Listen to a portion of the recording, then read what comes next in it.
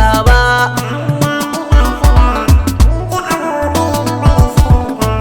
Sannan mu guji magana wata maganar wani abun ba zai kyau ba.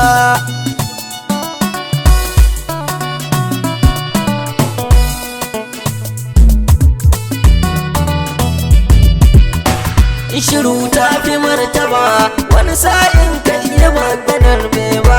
Shiru gara kai kurum wani sakamakon ba zai yi ma kyau ba.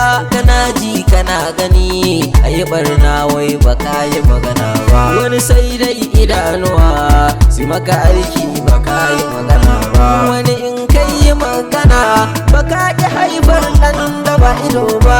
Idan kai duba da hankalinka za ka gane da matsala babba. Sannan ka tana da wata maganar tana haifa matsala a gaba.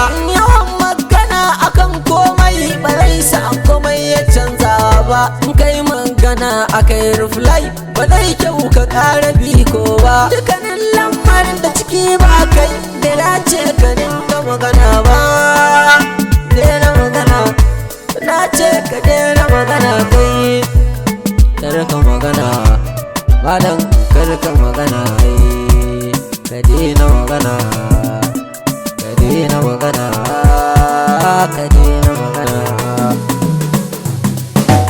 Wani abin yana tattaba maka rai bai dace ka yi ko ba. Wani laifin kana so ka yi magana but za ta kawo barna babba. Ya kai matashi ka yi ka tuna wata rana za ka zamo babba. Kana abinka ana magana ana ce maka bai dace ba. To a rayuwarka akwai fitina wallahi in baka daina ba. Ka kalli manya suna magana ka karyata su bai maka kyau ba. Ka yaga duk darajojin su kai ma dalilin haka baka samu ba. Ina amfanin ka ɓace wa wani abu kai baka ɗauka ba. Maganar manya da hikima aka karyata ba zagi ba. Ba zagi ba, ba zagi ba, ba zagi ba.